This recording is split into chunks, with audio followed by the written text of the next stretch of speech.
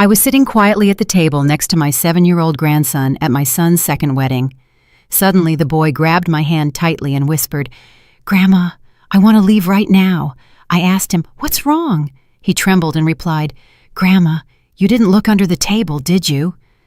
I slowly lowered my gaze and froze. I took my grandson's hand and we got up in silence. I'm so glad you're here. If you're watching this video, please like and subscribe to the channel, and tell me in the comments where you're listening to my story of revenge from. I want to know how far it has reached. I was sitting in the middle of the wedding hall, a ballroom aglow with candlelight, right next to my little grandson, the boy I love more than life itself. Today was the wedding of my son, Alex, to his second wife, Ava. My little boy, Leo, was busy pushing his red toy car back and forth across the immaculate white tablecloth. His clear eyes seemed immersed in a world of his own, where the noise of the adults around him didn't exist. I looked at him, and my heart softened. I carefully straightened the tiny bow tie at his neck, a gesture as gentle as if I were caressing the memory of his mother, Maria, whose every tender smile I still remember as if it were yesterday. The soft melody of the jazz band filled the room, blending with the murmur of conversations and the clinking of wine glasses. The ballroom was decorated with impressive luxury, with arrangements of pristine white roses on every table, and the candlelight reflected on the gleaming silver plates. I looked up, searching for Alex. He was busy going from table to table, toasting to thank the guests, with a radiant smile that seemed to want to hide the emptiness I knew he still carried in his heart since Maria left. In the distance, Ava, my son's new wife, stunning in her beaded wedding dress, posed for photos with her friends. Her smile was perfect, without a single cloud, as if the whole world belonged to her. I looked at her and felt something strange in my chest, a weird sensation, but I tried to ignore it, telling myself I was just being overly sensitive. Waiters moved gracefully between the tables, serving more wine, clearing empty plates, and arranging the napkins. An elderly couple sitting at our table turned to me with a kind smile. "How fast Leo is growing up. How old is he now, Betty?" I smiled and replied in a soft voice, "He just turned 7. Time flies." Then I turned to cut a small piece of cake to give to Leo. The boy looked up, his eyes shining with gratitude, but he immediately lowered his head again and continued pushing his toy car, as if only that toy was the place where he felt safe. Suddenly, Leo stopped. His little hands stopped pushing the car, and his round eyes looked at me with a seriousness that was not normal for him. I was a little startled. A bad feeling ran through my body. He grabbed my hand tightly. His little fingers were ice cold. In an urgent voice, he whispered, "Grandma, I want to leave right now." His voice trembled, as if he were holding back a fear he couldn't explain. My heart raced. I leaned over him and put a hand on his shoulder. "What's wrong, my boy? Tell me what it is." Leo shuddered, pressing his lips together, and then he whispered so softly that I had to lean my ear closer to hear him. "Grandma, you didn't look under the table, did you?" His words were like a cold knife that went through my chest. A terrible anguish began to grow inside me, making it hard to breathe. I tried to stay calm and stroked his hair, but his gaze, the panicked look of a boy of just 7, prevented me from ignoring it. "It's okay, my love. Let your grandma look," I said, trying to make my voice sound calm to soothe him, although I felt my own heart was pounding. Carefully, I lifted the edge of the white tablecloth and looked into the dark space under the table, where the wooden legs of the chairs and Leo's little shoes were swinging. And then I saw it, a small piece of paper, folded in 4, lying there, right next to Leo's chair. It was so small that it was almost lost in the darkness, but its presence chilled my blood. Leo huddled against me, his little hand gripping my arm as if seeking refuge. I felt his agitated breathing. Every tremor seemed to tell me that something was very wrong. I crouched down completely, and with a trembling hand, I picked up the paper. The people around us were still laughing and toasting, but at that instant, my entire world shrank until it was just me, Leo, and that damned paper in my hand. I unfolded it. The dim candlelight on the table was enough to read the scribbled words, "Table 8, add shrimp to the child's serving." A few words, but they were like a direct punch to my heart. I felt the blood turn to ice in my veins and the air get stuck in my chest. Leo is severely allergic to shrimp, something my whole family knows perfectly well. A single piece of shrimp would be enough to put his life in danger. Who could have written this? Who could be so cruel? Right on my son's wedding day. I squeezed Leo's hand, feeling his little fingers tremble in mine. I stood up abruptly, not caring about the surprised looks from the people around me. The elderly couple nearby stopped talking and looked at me with concern. I hugged Leo with all my strength, as if I feared he would vanish if I let him go. The laughter and music continued, but for me, everything had become a heavy, suffocating silence. Memories of other times flooded my mind, taking me out of that gleaming wedding hall and back to the years when our family was whole. I once thought my son's home would always be filled with laughter, but life, like a sudden gust of wind, extinguished that flame of happiness, leaving me with scars that would never heal. I remember Maria, my first daughter-in-law, like I remember the morning sunlight streaming through the window at dawn. Her smile was tender and warm. She always made me feel like I was in the arms of a true daughter. Maria never raised her voice, never did anything that worried me. She was one of those people who, just by looking at them, made you feel at peace. I still remember those very windy afternoons in the suburbs of Phoenix when I would arrive at Alex and Maria's little house. The laughter of Leo, who had just started to walk, echoed in the backyard as he chased a colorful rubber ball. Maria would be on the porch with a basket of freshly picked vegetables, smiling as she watched her son. "Mom, Betty, try the chili I made. See what you think," she would often say to me, her voice full of pride as she placed the warm bowl in front of me. I would sit there, eating and talking with her about simple things, while Leo crawled on the floor clinging to an old toy car. But the most beautiful, and also the most painful memory, is the night Leo became very sick. He had a very high fever. His little body burned, and his eyes could barely open, with no strength left even to cry. Maria held him, while tears rolled silently down her cheeks. "Mom, Betty, I'm so scared," she whispered, her voice trembling. I sat next to her, taking turns to place damp cloths on his forehead, trying to calm her. "Don't worry, honey. The boy is strong. He's going to be okay." But inside, the worry weighed on me like a stone. I stayed up with Maria until dawn, when the first rays of sun appeared, and Leo's fever finally broke, and he fell asleep in his mother's arms. Maria turned to me, her eyes red, but with a faint smile. "Thank you, Mom. Without you, I don't know what I would have done at that moment." I just took her hand and squeezed it tightly, as if I wanted to tell her that I would always be there for her and for Leo. I thought that this little family would be happy forever, like a song that never ends. But then, one fateful afternoon, everything fell apart. The phone rang while I was washing dishes in the kitchen. The cold voice of a police officer came through the line. "Mrs. Williams, we regret to inform you that there has been an accident." I don't remember how I finished hearing the sentence. I just know that my hands were shaking so much that I dropped a plate on the floor and it shattered. Maria was gone in an instant when a truck that lost control hit her car on the highway outside the city. I stood there, paralyzed, feeling the world crumble in front of me. Maria's funeral was on a day of torrential rain. The drops fell nonstop, as if the sky was also crying for her. Leo, who was only 4 years old then, was in my arms, confused, looking at everyone with his innocent eyes, not understanding what was happening. "Grandma, where is my mommy?" he asked in his little voice.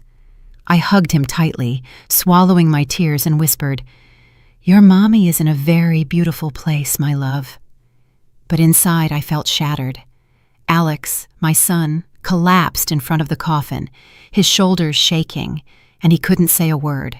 I knew he was trying to be strong, but his gaze was empty, as if a part of his soul had gone with Maria. After that tragedy, Alex changed completely. He buried himself in work. He would leave home very early and wouldn't return until Leo was already asleep. I understood that he was running away, trying to fill that immense void in his heart with endless days of work. But Leo, my poor boy, suffered the most. He started talking less. His gaze was often sad, as if he was waiting for a miracle that would bring his mother back. I became his only support. I took him to school every morning and sat by his bed every night to rock him. "Grandma, tell me a story about my mommy," he would often ask me, and I would tell them to him in a choked voice, talking about the times Maria sang to him to sleep, how she cut his fruit into little pieces to make him his favorite dessert. Each story was an attempt to keep Maria's image alive in Leo's mind and in my heart. Lucy, my adopted daughter, also became an essential part of those days. With her warm heart and skilled hands, she would come to the house often, bringing coloring books or cookies she had baked herself. Lucy loved Leo as if he were her own little brother.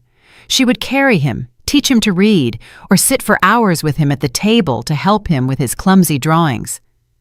"Look, Leo, your house turned out prettier than mine," she would say, laughing in her voice as clear as a bell. But sometimes I would catch Lucy looking at Alex when he entered the house in silence after a long day of work. It was a deep look that contained something more than a simple sibling affection. I saw it, but I decided not to say anything. Maybe I was afraid that if I brought up the subject, I would break the fragile stability of what was left of our family. Alex's house slowly became devoid of laughter, but thanks to Lucy and Leo, the family flame remained lit, even if it was weakly. I did everything possible to keep that flame from going out, but in the depths of my heart, I knew that both Alex and I lived with wounds that had never healed. Every time I saw Leo sleeping, I saw Maria's features on his little face, and my heart would ache again. The memory of that afternoon is still as clear in my mind as if time had not passed. I was sitting in my small living room, listening to the sparrows singing in the yard, with a heart full of mixed feelings. It was the first time my son Alex was bringing Ava home to introduce her. I tried to open my heart. I tried to see this young woman through the eyes of a mother who wants her son to find happiness again after so much pain. But deep down, I couldn't shake a feeling of unease, like a cold wind that made me shiver. That afternoon, Alex arrived later than usual. I was in the kitchen preparing the tacos that Leo loves so much when I heard the door open. Alex came in with a strange glow on his face. His eyes lit up as they were in his youth, when he used to talk about Maria with a passion he couldn't hide. "Mom," he said in a choked voice, leaning against the doorframe, "I want you to meet someone." I stopped what I was doing and looked at him, feeling a bit of nervousness. "Someone special?" I asked, trying to keep my voice calm. Alex smiled, a smile I hadn't seen in a long time. "Yes, you're going to like her very much," he said, full of confidence. I nodded. I wiped my hands on my apron, trying to hide the worry that was starting to grow in me. After Maria, I wasn't sure anyone could fill the void she left, not only for Alex, but also for Leo and for me. That night, Ava appeared. She entered my house in an elegant light blue dress, her hair perfectly styled in waves that framed her face, and her lips painted a soft red that curved into a smile. That smile, I must admit, was charming, as if she had rehearsed it to please anyone. "It's a pleasure to meet you, Mrs. Williams," she said, in a sweet voice, bowing her head slightly. I returned her smile, invited her in, and served her a cup of hot, aromatic coffee. "Your house is so cozy," Ava said, as her eyes scanned the family photos hanging on the wall, where there was one of Maria hugging a very tiny Leo. I nodded and thanked her, but her eyes lingered on that photo longer than I would have liked, and I wasn't sure if I liked that. Dinner went on in an atmosphere that I tried to make as friendly as possible. I placed the dishes I had prepared all afternoon on the table: tacos wrapped in corn tortillas, a plate of enchiladas with red sauce, and a fresh salad with mango, Leo's favorite dish. Alex sat next to Ava, his eyes never leaving her. His happiness was visible in every gesture. "Mom, Ava works in marketing at my company. She's very good at what she does," he said, his voice full of pride. Ava smiled. She served me an enchilada with a delicate but calculated movement. "Mrs. Williams, this is delicious. You have to teach me how to make it," she said, giving me a friendly look. I smiled and responded politely, but a small part of me remained uneasy. There was something about the way she spoke, the way she laughed, that made me feel like I was watching a very well-staged play. Leo, my grandson, was sitting at the head of the table, strangely quiet. He, who normally wouldn't stop talking about school, that night just picked at his food without lifting his head once. I noticed that he was avoiding Ava's gaze, as if he was trying to hide in a safe corner. Ava leaned over, took a chocolate bar from her purse, and placed it in front of Leo with a radiant smile. "This is for you. It's very good, Leo," she said in a voice as sweet as if she were trying to win him over. But Leo remained still, his little hands gripping his silverware, and then he simply turned his face away without touching the chocolate. I saw a flash of fear in his eyes and felt as if my heart would shrink. Alex frowned, about to scold his son. "Leo, what's wrong with you? Ava is giving you some candy." I quickly intervened. "It's nothing. He's probably a little tired. Leave him be, son."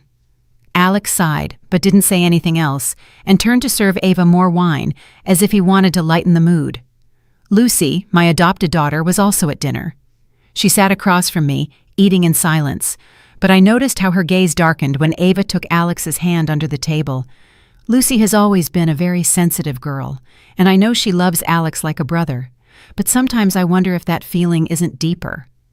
When Ava took Alex's hand, Lucy's hand stopped over her glass, and I saw her fingers tighten a little. She didn't say anything. She just lowered her head and continued eating. But that silence was heavier than any words. I wanted to ask her. I wanted to understand what was making her sad, but I knew it wasn't the right time. After dinner, Ava insisted on washing the dishes, even though I refused several times. "Mrs. Williams, let me. You rest," she said with overflowing enthusiasm. I reluctantly agreed and watched her go into the kitchen, roll up her sleeves, and hum a cheerful tune while she cleaned. I must admit that she did everything impeccably. The dishes were neatly stacked and the sink was sparkling. For a moment I thought, this girl seems very caring. But then, when I went out into the living room, I saw Leo sitting, coloring with his little hands clutching a crayon. Ava approached and sat down next to him, praising him. "You draw so well, Leo. What is it? Let me see." But Leo immediately let go of the pencil and leaned back with an expression of distrust, as if she were a threat. Ava glanced at me and quickly forced a smile, as if to cover up the awkward moment. "What a shy boy," she said, in the same sweet voice. But I saw something strange flash in her eyes. Alex, meanwhile, didn't seem to notice anything out of the ordinary. He was busy serving more wine, telling funny anecdotes from work, and laughing loudly every time Ava told a joke. The introduction ended with my son completely satisfied, seeing Ava off at the door, with his eyes fixed on her, as if there was no one else in the world. I stood there, watching them walk away with a strange feeling in my heart, as if something wasn't quite right. Time passed, and Ava gradually became a part of our lives. One weekend morning, with the bright California sun flooding the living room through the windows, I was knitting a scarf when Ava appeared, smiling from ear to ear. "Mrs. Williams, I want to take Leo to the park today. Is that okay?" she asked, her voice full of enthusiasm. I looked at Leo, who was on the floor, playing with his wooden blocks, his face expressionless. "Of course, I'm sure he'd love it," I replied, forcing a smile. Even though I felt a little doubt inside, Alex had gone to work, and I thought maybe a little fresh air would do Leo good. Ava took Leo's hand and led him toward the door while I watched them go with a strange heaviness in my heart. When they returned, Ava came in with a triumphant smile. "He had so much fun. He wouldn't stop going down the slide, and he even asked for another ice cream," she recounted, her voice full of excitement. But when I looked at Leo, I saw that his shirt was dirty, with some dried dirt stains on the blue fabric that I had ironed myself that morning. He was silent with his toy car in his hand, without saying a word about his outing. "Did you have fun, my boy?" I asked, crouching down to stroke his hair. He just nodded slightly, looking away. I wanted to ask him more, to know why he was so quiet, but Ava intervened with her always sweet voice. "I already told you, Mrs. Williams, he loved it." I nodded, but inside me, a small piece of the puzzle of doubt began to form. On another occasion, while Alex was at work, Ava showed up unannounced. I was in the kitchen preparing chili for lunch when I heard her talking to Leo in the living room. At first her voice was soft, but suddenly I heard a harsh phrase. "Stay still, Leo. Don't make a mess. You're a big boy now, but you still act like a baby." I stopped dead in my tracks, my hand still over the onion I was chopping, and a chill ran through my body. I came out of the kitchen, and instantly Ava changed her tone, becoming as sweet as if nothing had happened. "Our Leo is so clever. Look at the tall tower he built," she said, pointing to the wooden blocks the boy was playing with a radiant smile. But Leo just pressed his lips together and looked at me as if asking for help. I tried to smile and said, "Yes, he's very skilled."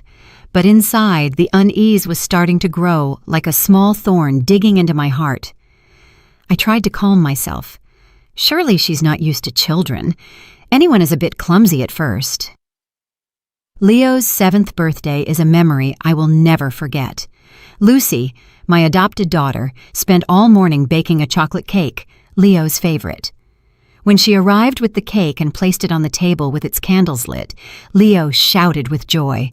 His eyes lit up for the first time in months. "Aunt Lucy, this is my favorite cake," he exclaimed, running to hug her. She smiled, stroked his hair, and told him tenderly, "I made it for you, my love. Eat a lot." I watched them with a warm heart, feeling that the family flame was rekindled. Ava was also there, but she only clapped in a forced way, standing in a corner with a weary smile. Her only gift for Leo was an indifferent pat on the shoulder and a "happy birthday, champ." I saw how Leo shrank a little, avoiding her gaze, and my heart ached again. I wanted to say something, but I stayed quiet, telling myself not to get too involved. Another time, Alex took Ava and Leo to the grocery store. I stayed home, but when they returned, I heard Ava complaining in an irritated tone. "Leo dropped a whole bag of candy at the checkout, and I had to pay for it. What a clumsy boy." Alex frowned and turned to scold his son. "Leo, you're a big boy now. You have to be more careful." I saw Leo lower his head with his hands intertwined, and his eyes sought mine as if asking for help. I quickly approached and put a hand on his shoulder. "Don't worry, my boy. It was just some candy." But inside, I couldn't stop wondering why Ava got so angry so easily with a child. Why couldn't she be as gentle as Maria had been? One afternoon, when I went to pick up Leo from school, his teacher took me aside and said in a low but concerned voice, "Mrs. Williams, lately, Leo has been talking less and seems very withdrawn. Is something happening at home?" I froze, but I tried to downplay it. "I'm sure it's just the changes, Mrs. Davis. Don't worry." But on the way home, Leo tugged on my blouse and said in a trembling voice, "Grandma, I don't want to go home with Miss Ava."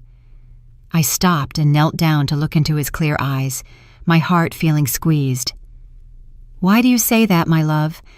"Miss Ava loves you," I said, but as soon as I said it, I knew I was wrong. Leo shook his head, with firm determination in his gaze. "No, Grandma, she doesn't love me." I stroked his hair, trying to calm him, but inside, I couldn't deny that the boy was telling the truth. Lucy, who was nearby, had heard everything. She turned away in silence, but I saw how her shoulders moved slightly, as if she were holding back a sigh. All those loose pieces, all those little signs, I had seen them, but I had chosen to ignore them. And so the day of my son's wedding arrived. That afternoon, the golden sun of Florida streamed through the large windows, bathing the ballroom in a radiant light, as if wanting to celebrate my son's happy day. I was sitting at table number 8, next to my grandson, Leo, and Lucy, my adopted daughter. Leo was playing with his red toy car, whispering a soft vroom vroom. I looked at him, and my heart filled with tenderness. Lucy, in a simple beige dress, was sitting on the other side, leaning over from time to say something in Leo's ear, with a smile as sweet as the morning sun. "Eat another little piece of bread, my boy," she said, breaking off a small piece for him. I smiled at the sight, feeling a little comfort in my heart. Although our family had gone through so much pain, the presence of Lucy and Leo was always the fire that warmed my soul. Alex, my son, dressed in an elegant navy blue suit, was walking between the tables, toasting with relatives. His face was overflowing with happiness. His radiant smile seemed to want to erase the dark years that followed Maria's death. I looked at him, feeling a mix of pride and sadness. I wanted to believe that he had found a new happiness, that Ava, the dazzling bride in her beaded wedding dress, would give him a new home. But every time my gaze met Ava's, who was laughing loudly in front of the cameras, never letting go of her wine glass, I felt a small thorn digging into my heart. Her smile was too perfect, like a carefully placed mask. The soft melody of the jazz band played, blending with the lively conversations of the guests. The waiters moved discreetly, serving appetizers, crispy crackers, an aromatic cheese dip, and plates of fresh shrimp elegantly decorated. I noticed that Leo only took a cracker and then carefully pushed the shrimp plate away. I frowned and asked him in a low voice, "Don't you like this, my love?" The boy shook his head, looking away as if he were hiding something. I wanted to ask him more, but a close relative interrupted, saying cheerfully, "And Leo is behaving well, Betty? Look how big he's gotten." I smiled and replied, "He's a smart little man now." But inside, I couldn't help but worry. Leo had never refused food in such a strange way. In the distance, I saw Ava's gaze turn to our table. The smile on her lips seemed to tighten for a second, just enough for no one to notice, before she turned to continue toasting with another guest. I tried to dismiss my uneasiness, telling myself I was overthinking, but then everything changed in an instant.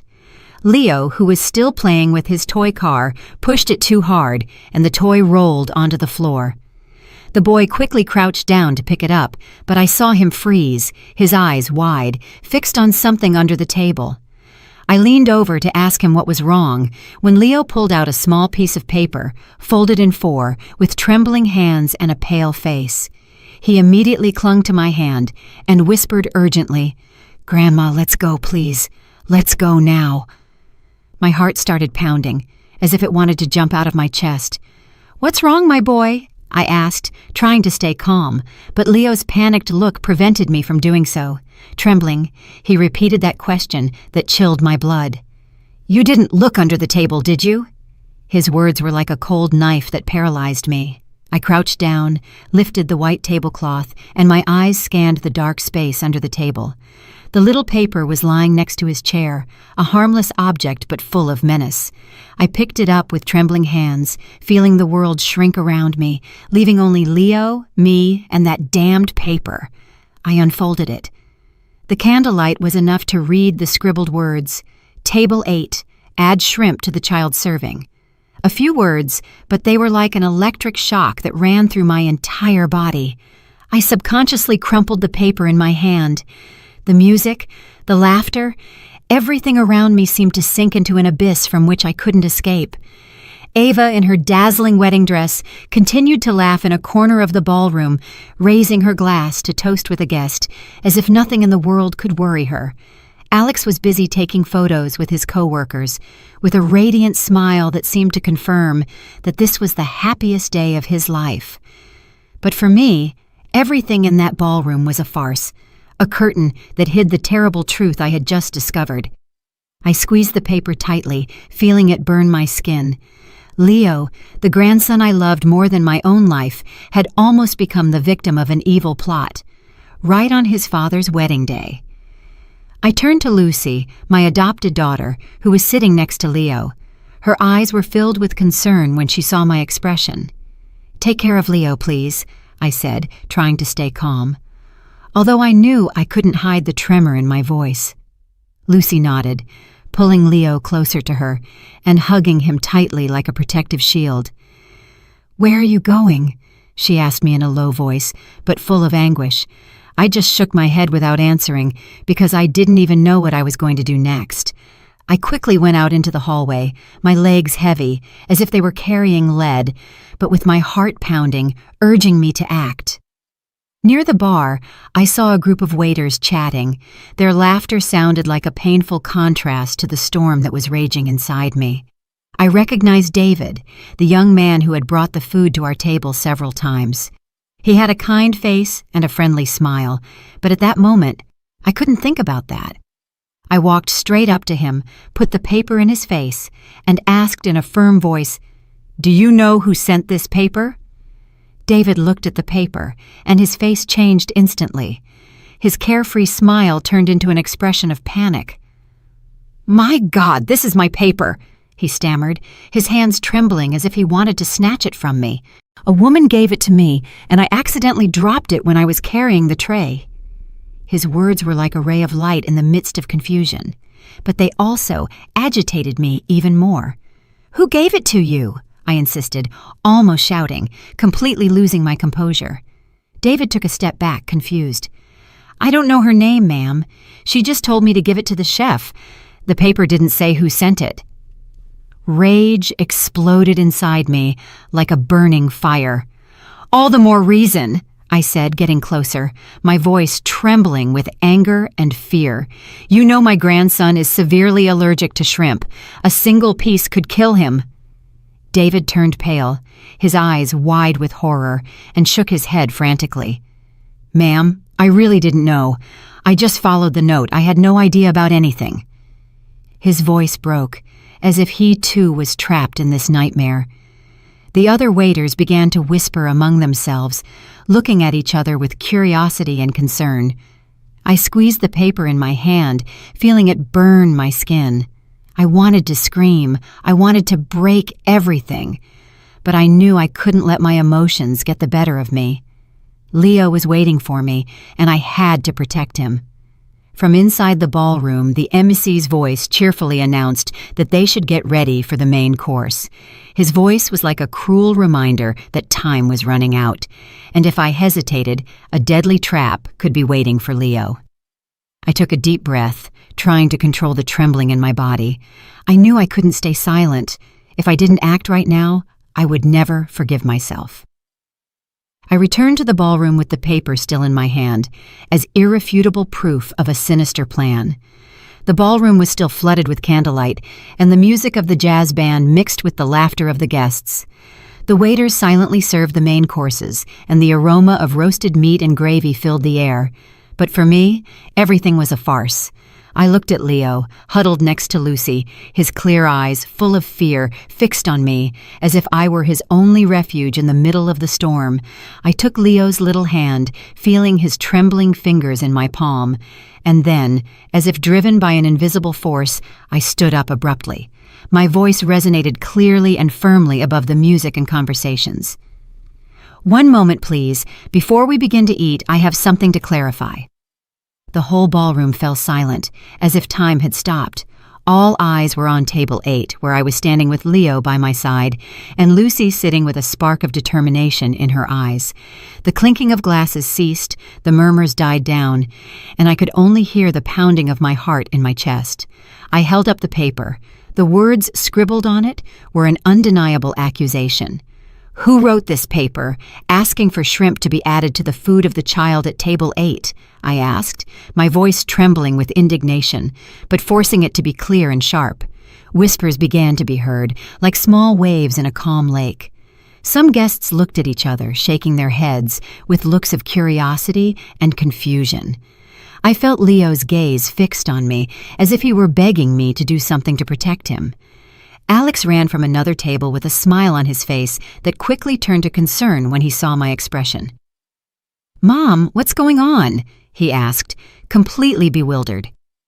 I didn't answer him immediately. I just put the paper on the table and pushed it towards him. "Read it yourself," I said in a harsh voice, although inside I was a mess. Alex took the paper.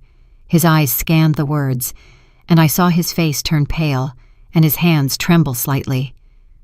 "What does this mean?" he asked, stunned, looking at me and then at Leo, as if searching for a logical explanation. Ava, in her dazzling wedding dress, approached, frowning with a perfectly feigned surprise. "What is all this? Some kind of bad joke?" she said in a soft voice, but I noticed a flash of panic in her eyes. I looked at her directly in the eyes, my heart gripped by anger and fear. "My grandson is allergic to shrimp," I said, my voice trembling with indignation. "This is not a joke. This is an attempt at murder."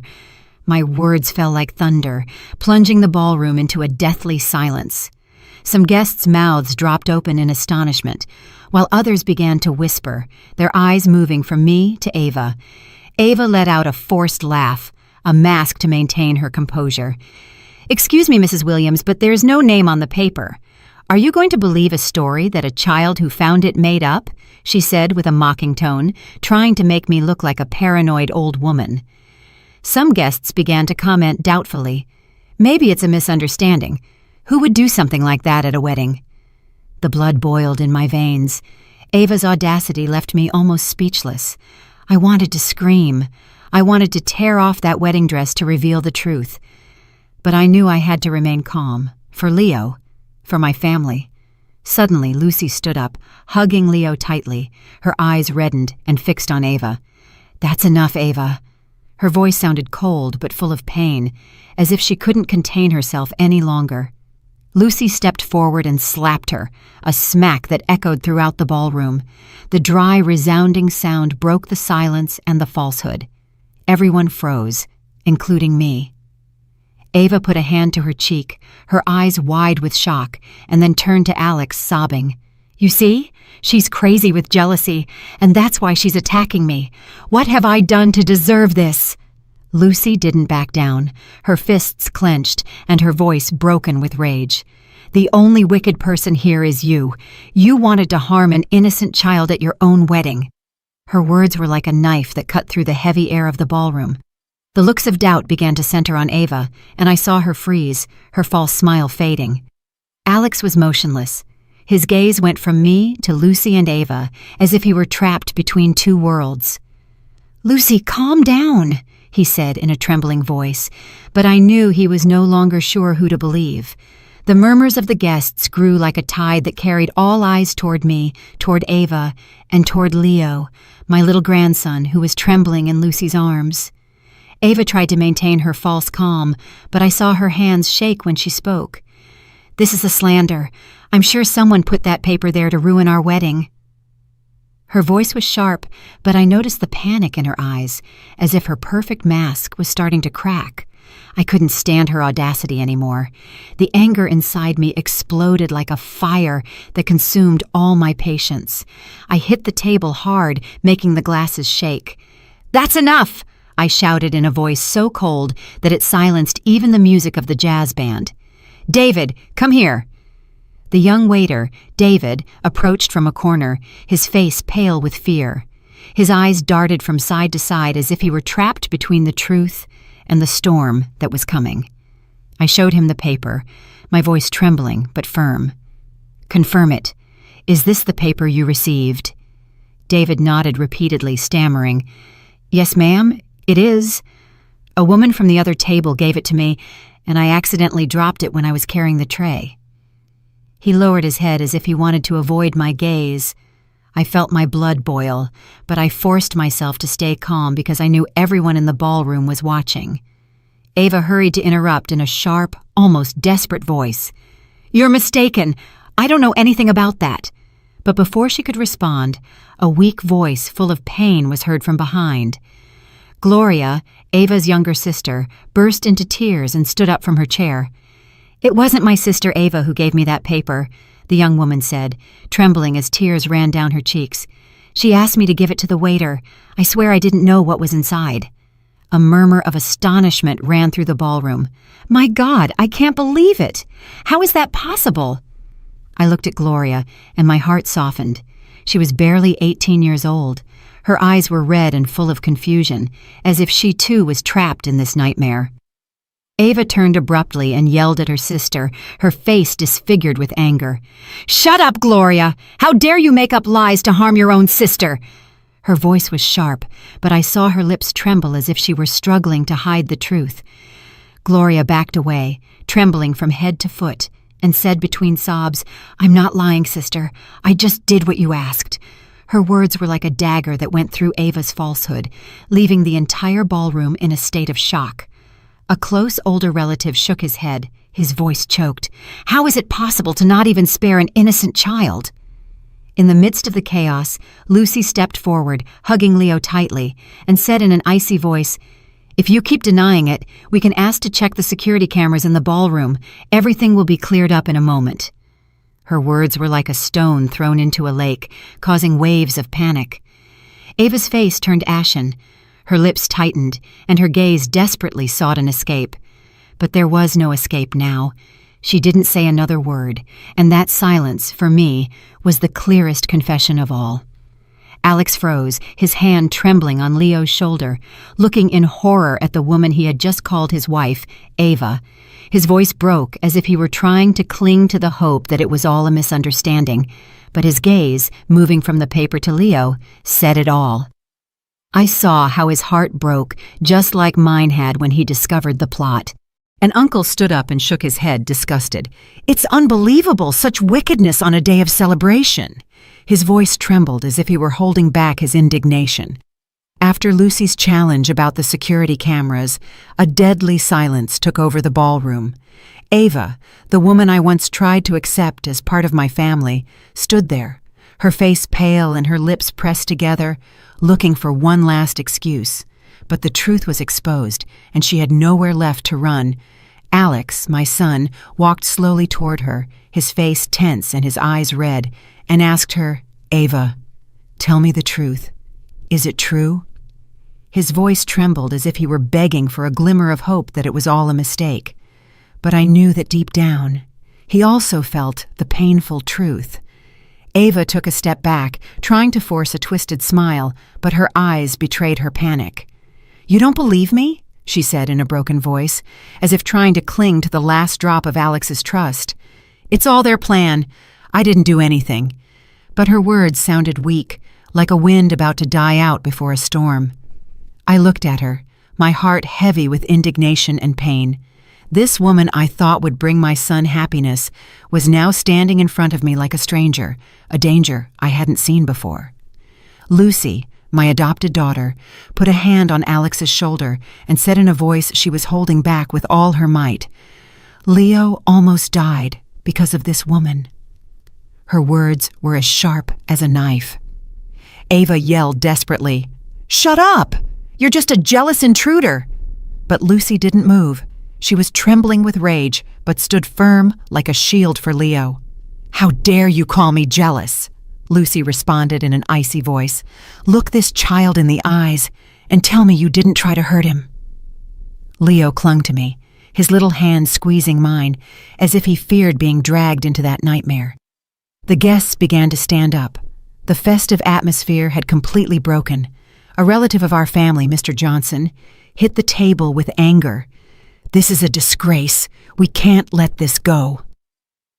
Murmurs of support were heard like waves that grew and drowned Ava in everyone's looks of contempt.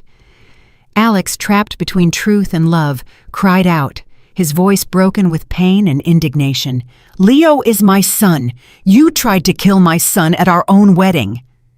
His words were like a direct stab to Ava's heart, and I saw her burst into tears. But those tears, I knew, were not of repentance, but of being discovered. I placed the paper on the table and declared in a firm voice, "Anyone who tries to harm my grandson will never have the right to set foot in this family." My words resonated clear and unyielding, like a sentence. Ava looked up, her eyes full of fire, but I saw defeat in her gaze.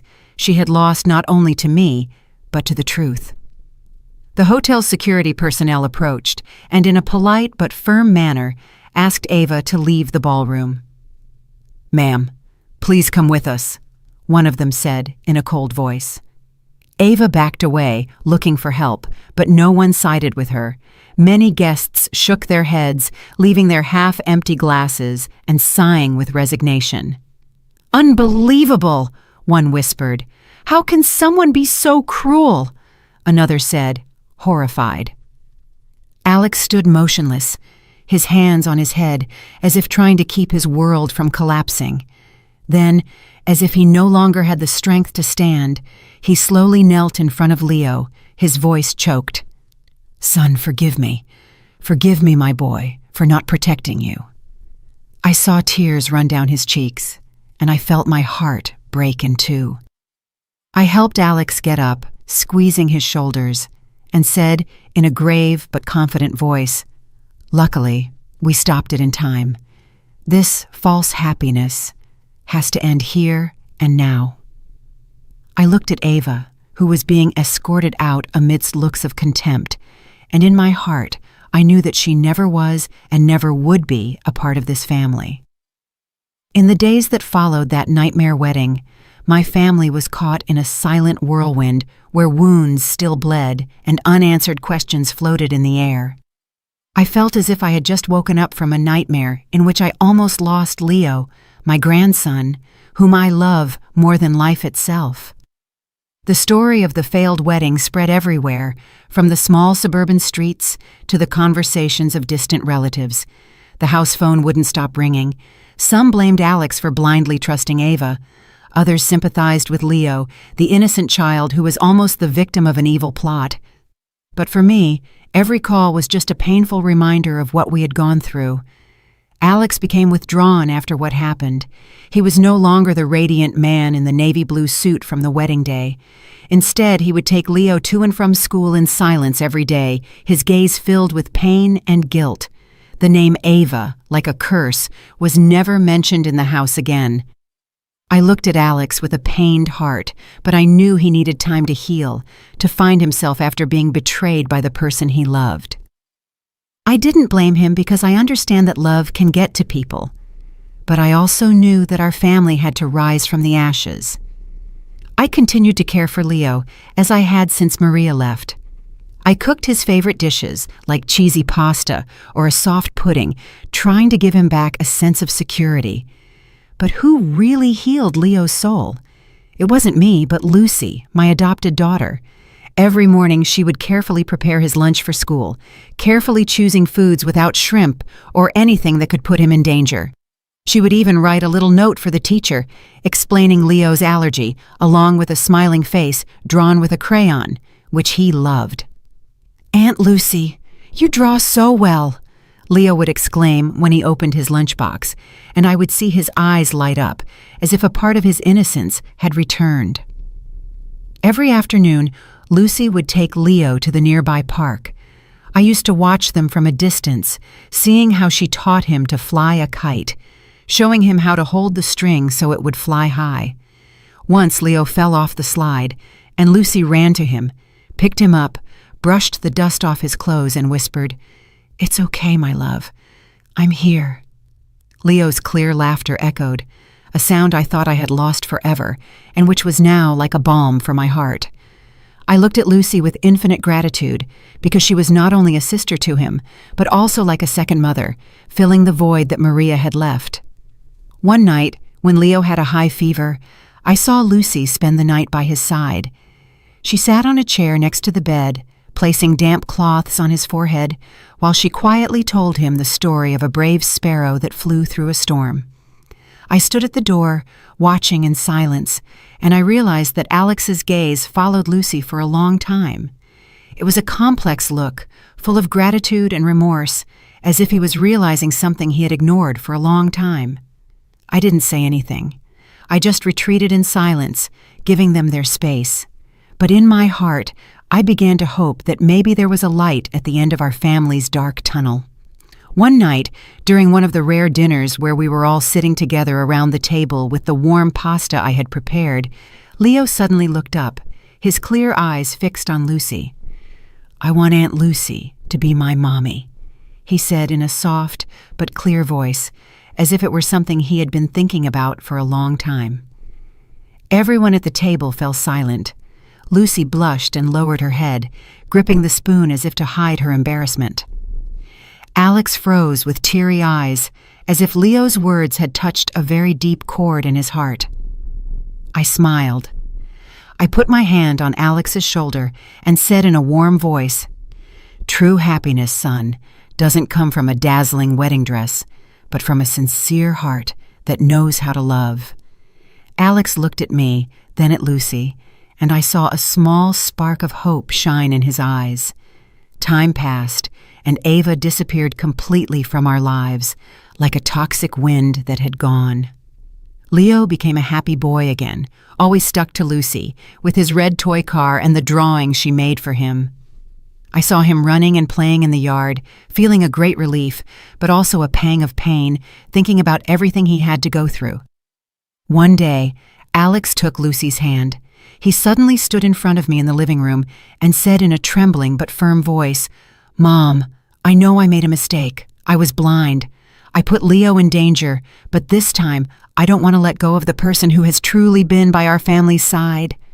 Lucy lowered her head with flushed cheeks, but I saw a radiant smile on her lips. I nodded as tears silently rolled down my cheeks. "Son, the only thing I want is for you and Leo to be happy," I said in a choked voice. That night, after Leo fell asleep, I sat by the window, watching the silver moon that stretched over the quiet street. Its soft light was like a reminder that, although our family had gone through dark days, light always finds a way to break through. I whispered to myself, family isn't always made of blood ties. Sometimes it's chosen with love and courage. After that grim wedding, a new chapter full of light had truly begun for my family. I looked toward the yard where the kite that Lucy and Leo had flown the day before was still there, and I knew that although the old wounds might never fully heal, we would continue on together with love and strength as our support. After going through all this, I understood something very important, that in life there are losses that cannot be replaced, betrayals that break the heart, but sincere love will always be the light that illuminates the way. Family is not only built with blood ties, but also with choices, with the courage to protect each other from darkness and danger. It is sacrifice and true affection that brings lasting happiness, not false appearances. I want everyone to remember to listen. You have to let your heart guide you because sometimes a small gesture of attention can save a life. And it is kindness that gets us out of nights that seem to have no end. The story you have just heard has been modified in names and places to protect the identity of the people involved. We do not tell this to judge, but with the hope that someone will listen and stop to reflect. How many mothers are suffering in silence inside their own homes? I truly wonder. If you were in my place, what would you have done? Would you have chosen silence to maintain peace? Or would you have dared to face everything to reclaim your own voice? I would like to know your opinion because every story can become a candle that lights the way for others. God always blesses us, and I am sure that courage will lead us to better days. Meanwhile, on the final screen, I will leave you two of the channel's favorite stories. I am sure you will be surprised. Thank you for staying with me until this moment.